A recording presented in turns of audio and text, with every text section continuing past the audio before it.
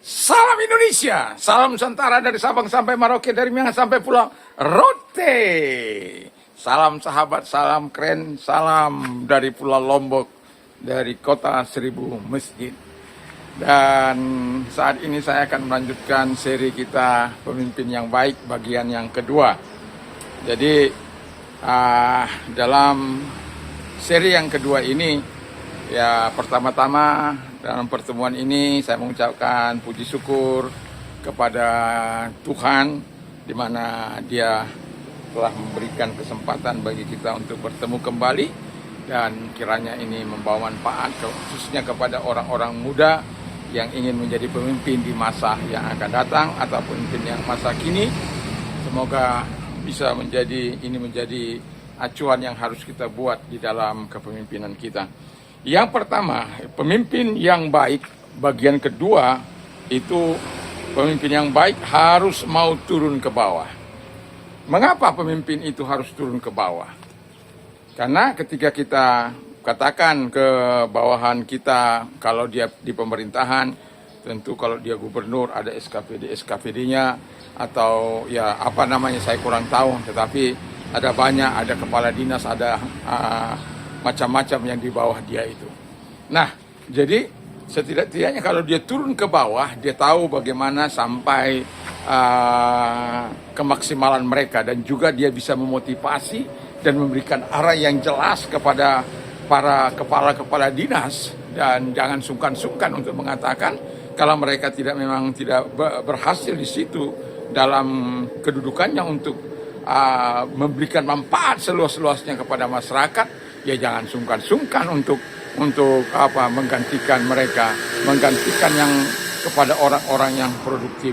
Tapi jangan karena mereka dibenci, karena mereka dianggap saingan, ya jangan. Sama seperti masa kepresiden Soeharto dengan Edi Sarwo, di mana Edi Sarwo yang begitu luar biasa membela mati-matian, dan memang ya mau dikatakan dosa yang sudah tidak bisa terhapus, peristiwa 1/5 itu, bagaimana dia membasmi PKI, tetapi kemudian keberhasilannya membasmi PKI dan justru disikapi dengan Pak Jenderal Soeharto pada waktu itu dengan tidak baik, lalu mengusung, ya artinya dia pada akhirnya dia dipindahkan ke Irian Jaya, dan di Irian Jaya dia berhasil menyatukan, dan kemudian dia tarik, dia jadikan duta, karena presiden pada waktu itu mengatakan tidak ada dua boleh matahari di langit. Ya, memang tidak boleh ada dua matahari, tetapi kan itu bukan dikehendaki, karena dia memang di bawah komando daripada Pak Jenderal Soeharto pada waktu itu kepada Pak Edi Sarwo, dan dia berhasil, dan itu bukan sebuah kesalahan kalau dia berhasil, sehingga dia dielulukan seperti kalau di dalam Alkitab kami itu ada Daud dan Saul. Raja Saul itu membunuh beribu-ribu, tapi Daud disuruh membunuh berlaksa-laksa. Itu membuat sakit hati dari Saul dan ingin membunuh. Tapi kita tidak boleh turun ke bawah itu untuk memberikan motivasi, memberikan sesuatu kepada orang-orang yang kita bawa, di bawah yang kita bawa, untuk berbuat lebih maksimal dan menuju arah sama-sama yang telah dicanangkan bersama itu. Nah, yang kedua dalam hal ini, dalam dia sebagai pemimpin yang baik yang mau turun ke bawah, dia turun ke tengah-tengah masyarakat. Kenapa turun ke tengah-tengah masyarakat? Disitulah dia dapat menjawab seluruh kebutuhan masyarakat. Masyarakat akan menyampaikan keluh kesahnya. Anda bisa melihat, Bu tolong, atau Pak tolong, ini rumah saya sudah lagi nggak layak huni, saya nggak punya duit, bagaimana caranya supaya rumah saya bagus, tapi saya ini memang nggak punya Pak, nggak punya Bu. Dan dilihat, oh betul, lepaskan anggaran dan susun anggaran kepada untuk menyelesaikan masalah mereka. Kan pemimpin itu kan datang untuk menyelesaikan masalah mereka. Pemimpin itu datang untuk memberikan, setelah turun ke bawah tahu, menjawab kebutuhan yang dipimpinnya. Dan itu sangat luar biasa kalau seorang pemimpin yang baik itu mau turun ke bawah. Kalau pemimpin hanya tahu ABS, asal Bapak senang, atau AIS, asal Ibu senang, itu tidak baik. Tapi seorang pemimpin jangan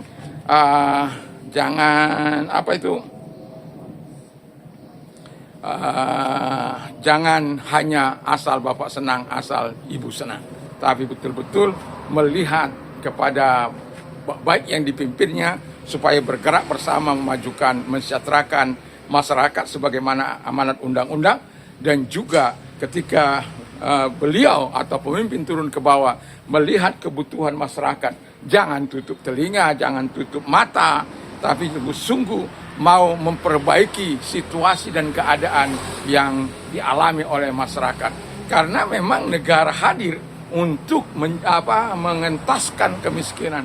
Negara hadir untuk menolong orang-orang yang tidak berdaya ini. Negara hadir untuk memberikan kesejahteraan. Itulah sebabnya Anda menjadi pemimpin. Pemimpin itu harus berpikir lebih logis dan lebih matang, dan kemudian setelah dia mengetahui, barulah dia menyelesaikan. Dan orang-orang yang di bawahnya yang harus menyelesaikan, misalnya rumah tadi yang keadaan tidak layak huni itu dijadikan layak huni. Kita sudah melihat bagaimana sebuah perkampungan dibangun oleh mengapa saya membuat ini menjadi contoh hidup. Karena saya berkata memang begitulah pemimpin, membuat sebuah perkampungan dibangun di situ dan masyarakatnya diberikan tinggal di situ, tapi ada juga orang-orang yang serakah itu. Dan mereka kepala-kepala di saya mencoba mengambil keuntungan dari situ.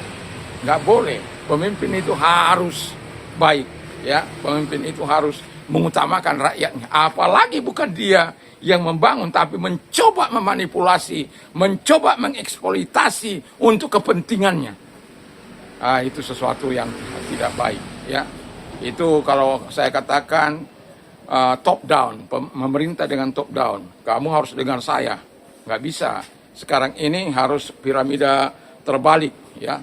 Jadi yang di atas itu masyarakat, yang di bawah itu pemimpin. Artinya yang di bawah itu hanya menggerakkan dan melayani, ya, yang dipimpinnya. Memang berat itu, tapi nanti saya akan berikan contoh ke situ. Yang kedua, pemimpin yang baik itu harus memberikan pujian dan penghargaan kepada bawahannya atau bawahan dia atau bawahan Anda. Kenapa? Kadang-kadang pemimpin ini pelit terhadap pujian, terhadap penghargaan, ya. Saya salut kepada Ibu Shirley itu karena saya belum pernah melihat pemimpin, ya, yang ketika memakan roti bersama dibagi kepada yang lain, lalu kemudian dibagi lagi kepada anaknya, lalu dia makan lagi, ya, satu roti rame-rame. Itu bukan dicuil, bukan. Kalau dicuil kan biasa, ya. Dicuil roti itu, ini kamu, dibagi 3 istilahnya. Bukan. Memang mereka gigit.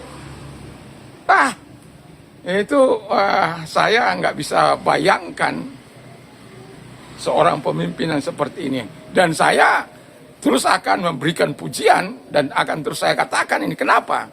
Karena ini sesuatu yang baik harus didengungkan berulang-ulang. Supaya orang yang memimpin betul-betul bisa melakukan pujian, penghargaan, bukan malah menindas, bukan malah menekan yang dipimpinnya. Dan kalau berhasil, katakan berhasil, puji dia di depan orang, di forum, secara formal, bisa. Hargai, berikan hadiah, walaupun mungkin tidak mahal, tapi sebagai pemimpin yang tahu menghargai, itu sangat luar biasa itu. Memberikan pujian kalau memang, wow, good job. Ya, kan sering kita lihat, bagus. Pak Dedi juga demikian. Itu sebabnya pemimpin itu harus murah dengan memberikan pujian kepada yang dipimpinnya. Supaya semangatnya bertambah-tambah dan dia juga semakin bergiat melaksanakan tugas dan tanggungannya, lebih memotivasi dirinya untuk sesuatu yang jauh lebih baik. Karena ini bukan tentang dia. Ini tentang masyarakat yang perlu ditolong. Ini bukan tentang statusnya, tapi masyarakat yang membutuhkan pertolongannya. Dan itulah sebabnya mereka, pemimpin itu harus bersinergi. Yang di atas bergerak dengan cepat, menggerakkan bawahannya untuk sesuai dengan arahan, tentu dengan tetap berpegang pada aturan undang-undang yang ada. Jangan bergerak di luar undang-undang. Kalau bergerak di luar undang-undang itu namanya korupsi. Ya. Jadi kita berbuat kepada masyarakat bisa dipertanggungjawabkan secara tertulis, secara administratif dia tertulis. Jadi dia kalau diminta apa istilahnya, kemana uang ini, Anda bisa tunjukkan uang itu ada di masyarakat, uang itu ada di sini, dan Anda bisa menunjukkan bukti-bukti yang ada. Ya selama ini kan orang membuat laporan fiktif, dan ketika laporan fiktif dibuat, saya mau katakan, sekencang-kencangnya kejahatan berlari, 1-2 kali mungkin Anda berhasil. Mungkin paling lama 2-3 tahun Anda berhasil. Tapi akan Anda hancur selanjutnya. Dan yang kemudian yang ketiga, pemimpin yang baik harus mau bekerja keras. Nah ini dia. Pemimpin itu tidak hanya duduk di belakang meja, menanti jawab laporan-laporan dari bawahan. Dia turun, dia bekerja keras untuk mewujud nyatakan. Dan lihat, pemimpin yang saya katakan ini, apakah saya berdusta tentang kepemimpinan mereka? Dedi turun menyelesaikan kasus-kasus di Bekasi yang selama ini tidak pernah bisa diselesaikan oleh para gubernur pendahulunya. Rumah rakyat diberikan, dan ketika mereka menggusur atas nama pemerintah, atas nama hukum, tapi saya salut karena apa? Mereka yang digusur juga diberikan kompensasi walaupun mereka sudah banyak beruntung. Tapi kan masih viral, ada banyak viral itu. Yang diviral apa, anak kecil itu yang sudah begitu tapi ngotot, ya. Sudah menggunakan tanah negara tapi ngotot. Seolah-olah dia yang dijolimi. Dia tidak tahu bahwa itu tanah negara. Tapi apapun itu memang konsekuensi ketika seorang pemimpin. Jadi seorang pemimpin pemimpin yang baik harus mau bekerja keras dan menggerakkan semua potensi. Dan itu sesuatu yang sangat luar biasa. Lihat saja potensi yang ada di Jawa Barat. Itu semua digerakkan, bupatinya digerakkan, wali kotanya digerakkan, lurahnya digerakkan untuk membangun bersama, untuk membuat indah, meningkatkan pendapatan per kapita masyarakat, sehingga pertumbuhan ekonomi di daerah itu bisa maju, sama yang seperti yang dilakukan oleh Ibu Sherly di Maluku Utara. Semuanya untuk kepentingan rakyat. Dan itu yang kita harapkan, pemimpin yang seperti itu yang kita harapkan dalam membangun masyarakat dan bangsa Indonesia ini. Dan kita sudah cukup bosan dengan pemimpin-pemimpin yang zolim, pemimpin-pemimpin yang tidak mau bekerja, pemimpin-pemimpin yang hanya tahu ngomong, memerintah, top down, ya. Itu kalau top down itu dia memerintah. Bukan mau bekerja sama, bukan sama-sama mau bekerja. Tapi karena dia mengatakan, saya ini pemimpin, kamu harus dengar saya. Wah, itu udah berat itu hukumnya. Ya, memang dia pemimpin, tapi kepemimpinanmu akan dihargai kalau engkau mau bekerja keras menunjukkannya kepada bawahanmu. Dan mereka akan hormat, akan salut, masyarakat akan hormat, akan salut kepadamu. Karena apa? Engkau terbukti menjadi pemimpin yang baik. Dan kepemimpinanmu mungkin akan diberikan kesempatan, kalau engkau masih 1 periode, akan dibuat menjadi 2 periode.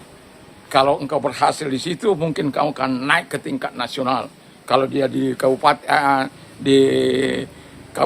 dia akan naik ke provinsi. Tanpa harus kamu berkoar-koar.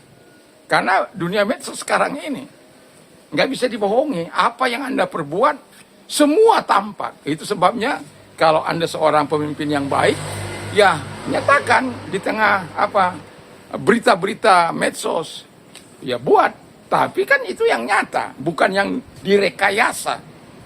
Jangan yang direkayasa, betul-betul engkau kerjakan dari tidak ada menjadi ada, sehingga masyarakatnya terbangun. Dan itulah pemimpin yang baik, yang karena mau dia bekerja keras, masyarakat yang dipimpinnya akan meningkat pendapatan per kapitanya dan membawa kesejahteraan dan kepada semua masyarakat yang dipimpinnya. Dan pada akhirnya ketika Anda masih menginginkan posisi Anda, itu masyarakat akan membela Anda mati-matian. Percayalah, Anda tidak akan diabaikan, Anda tidak akan dicuekin. Karena apa? Betul, ini pemimpin yang kami harapkan. Tentu pasti ada orang-orang yang tidak senang kepada kita. Karena apa? Mungkin yang tadinya bisa korupsi tidak lagi bisa korupsi. Karena Anda mengawasi, karena sebagai pemimpin, kalau pemimpin itu jujur, bawahannya pasti jujur. Makanya Ibu Shirley bilang, saya nggak mau menyusahkan siapapun, tapi jangan pernah menyalahgunakan anggaran.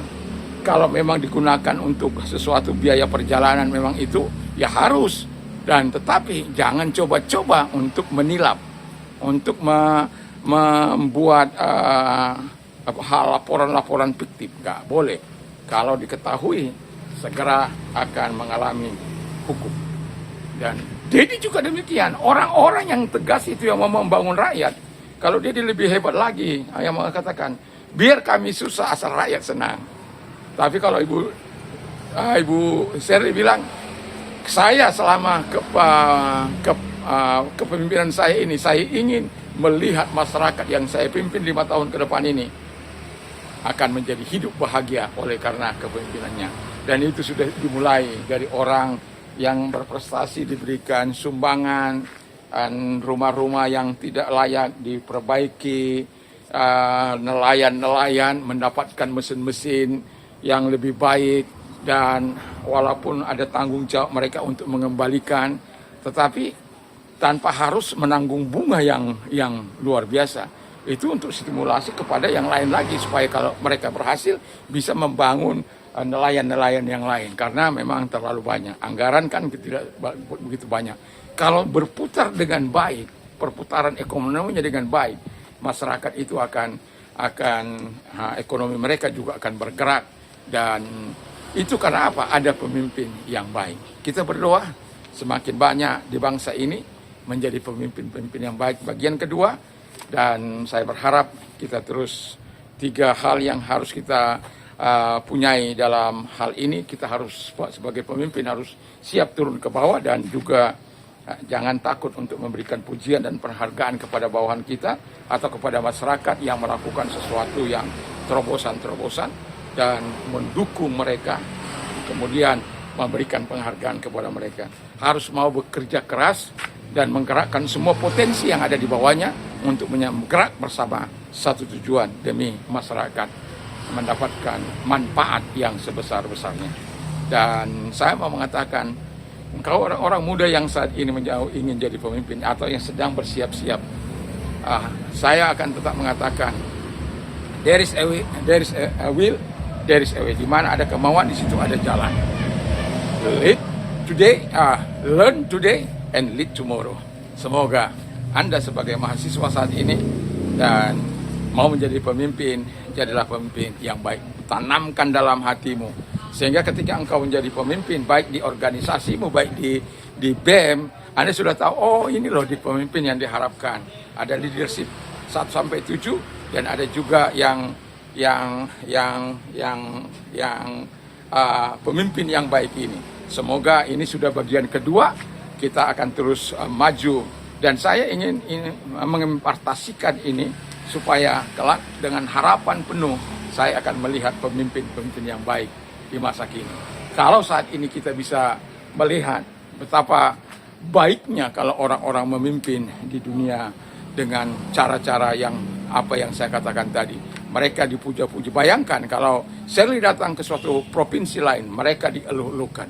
Tapi ada yang lain datang, gubernur yang lain, sepi-sepi saja. Bahkan masyarakatnya ketika dia datang, sepi-sepi saja. Coba mereka datang ke satu kampung, ke satu daerah, itu masyarakat berjubel-jubel.